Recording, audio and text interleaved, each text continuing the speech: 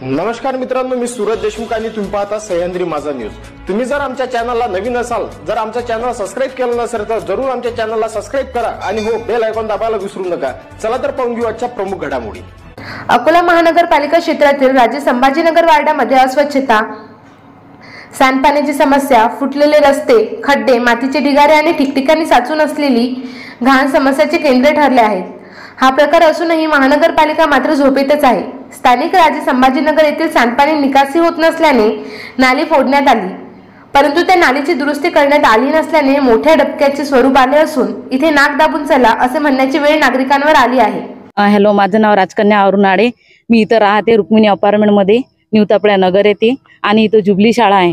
या पहिले आधी आता इथं प्रॉब्लेम नव्हता, पण आता हे रोड झाल्यामुळे पाणी व्यवस्थित काढलेलं नाही आहे रोडावरचं, त्याच्यामुळे पाणी साचतंय। वरून जे पाणी येते तेही पाणी व्यवस्थित जात नाही आहे, त्याचा विल्हेवाट सरकार लावलेला नाही आहे, त्याच्यामुळे डेंग्यू, मच्छर व तापीचे साथा येऊन राहिलेले आहेत। याच्यासाठी प्रशासनाने जे हे रोड बनवले आहेत हे व्यवस्थितरित्या बरोबर झाले नसल्यामुळे, कारण जे नाल्या अगोदर जे पाहिजेत होत्या त्या नाल्या रोड झाल्यानंतर झालेल्या आहेत, त्या जर आधी झालेल्या असत्या तर या रोडावरचं पाणी व्यवस्थित निघालं असतं। आता रोडवरचं पाणी नाही निघाल्यामुळे पाणी साचत आहे, आजूबाजूनं सगळ्याकडे पाणीच पाणी आहे, आणि त्याच्यामुळे कसं आहे इथं गवतही खूप झालेलं आहे।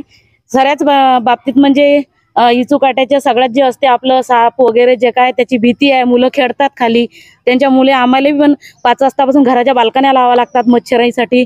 खूप त्रस्त झालेलो आम्ही या मच्छराईसाठी, या एरियात गवताच्यासाठी काही ना काहीतरी आमचे जे आता काय मागणी आहे तुमची? आमची मागणी फक्त एवढीच आहे की इथल्या गवतावर तणनाशक मारावं आणि रोडवरचे जे पाणी आहे ते स्थिर नाही गेल्यामुळे त्या पाण्याची विल्हेवाट लावायची, आणि जे मच्छर होत आहे ते पाण्याच्या नाल्या जे व्यवस्थित नाही केलेले आहेत ते व्यवस्थित करून घ्यावे। अकोला शहरामधील ठिकठिकाणी नगर हे समस्येचे माहेरघर झाले आहे। प्रशासक राजवटीत विविध समस्यांनी डोकेवर काढले आहेत, पण लक्ष देणारे जनप्रतिनिधी पालिकेत नाही। याचा मुहूर्त साधून पालिकेची घडी सुरू आहे, त्यामुळे बोलणारा कोण? जसे सुरू आहे तसे सुरू राहू द्या। या धर्तीवर महानगरपालिकेतील अधिकारी कर्मचाऱ्यांचं काम सुरू आहे। या सर्व प्रकाराने अनेक वार्डातील नागरिक विविध समस्यांना तोंड देत आहेत। वार्डात फेरफटका मारला असता समस्येची जाणीव होत आहे। वार्डामध्ये अस्वच्छता पसरली, सांडपाणी साचून असल्याने नाल्या तुंबल्या आहेत, यामुळे दुर्गंधीयुक्त वातावरण निर्माण झाले आहे। फुटलेले रस्ते आपली व्यथा सांगत आहेत, तर रस्त्यावर खड्डे अपघाताला निमंत्रण देत आहेत। गटार लाईनमुळे रस्त्याच्या कडेला मातीचे ढिगारे साचून आहेत, तर अनेक ठिकठिकाणी रस्त्यावर कचरा पडून आहे। या सर्व समस्यांना तोंड देत शहरातील नागरिक पालिकेच्या कामकाजावर रोष व्यक्त करताना दिसून येत आहेत। मी सुद्धा छत्रपती संभाजीनगर मध्ये 20 वर्षापासून मी रहिवासी इच्छा। यंदा काय आलं, यंदा या ठेकेदारांनी नाल्याचं जे काम केलेलं आहे ते फक्त अर्धवट काम केल्यामुळे या पाण्याची समस्या निर्माण झालेली आहे। काय वारंवार ठेकेदाराला आणि नगरसेवकांना इथचे लोकांनी फोन करून सुद्धा कोणी यायला तयार नाही आहे।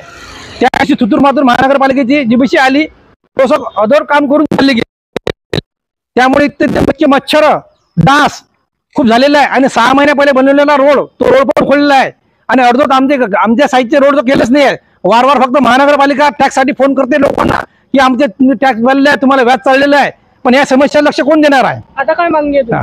आमची हेच मागणी आहे, ज्याप्रमाणे तुम्ही टॅक्ससाठी फोन करता त्याप्रमाणे तुम्ही इथचे महानगरपालिकेने येऊन इथचे नाल्या व्यवस्थित करणे, इथं मच्छर फवारी आणि साफसफाई आणि रोडचं काम करून देणे,